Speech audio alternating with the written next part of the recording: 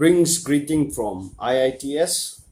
I really thank God for the new life and a new day and a new week that He had granted to all of us in spite of the crisis that the world is going through.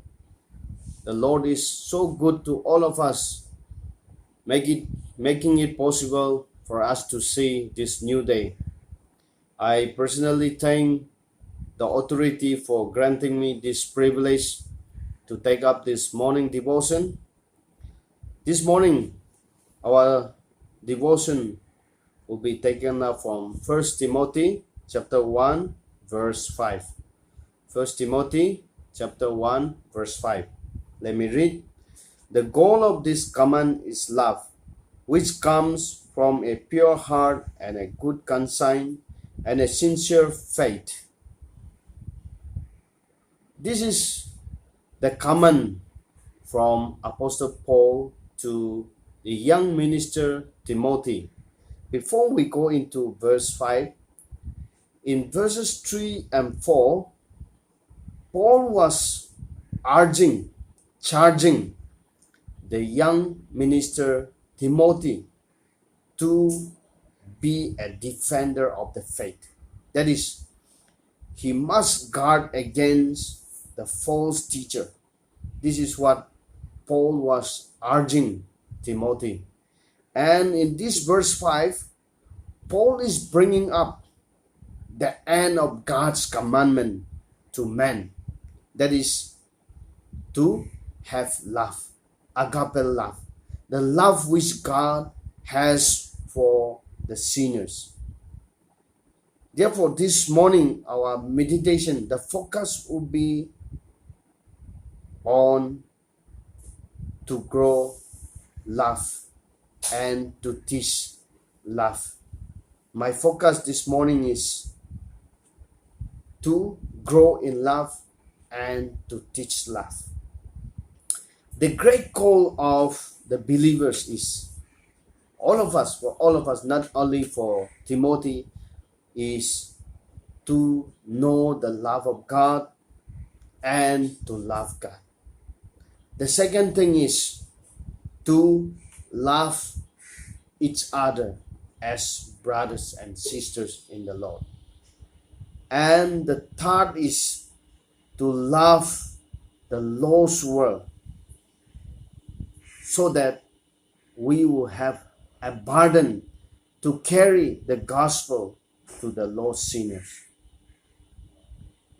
But from where this kind of love, the agape love, comes from?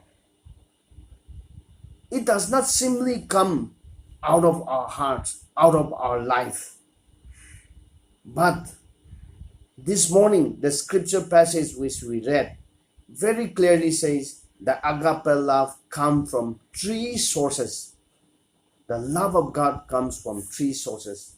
The first is, it comes from a pure heart. It comes from a pure heart.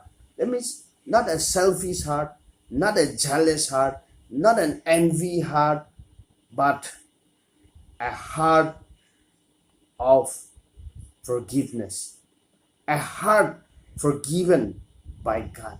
This is what a pure heart.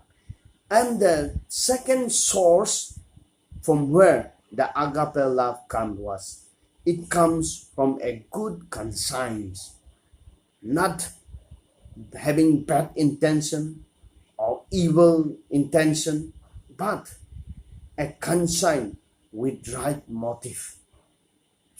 And the third source from where agape love comes is from a sincere faith, a faith that is set upon God and His Word. Therefore, this morning, the thought for all of us is we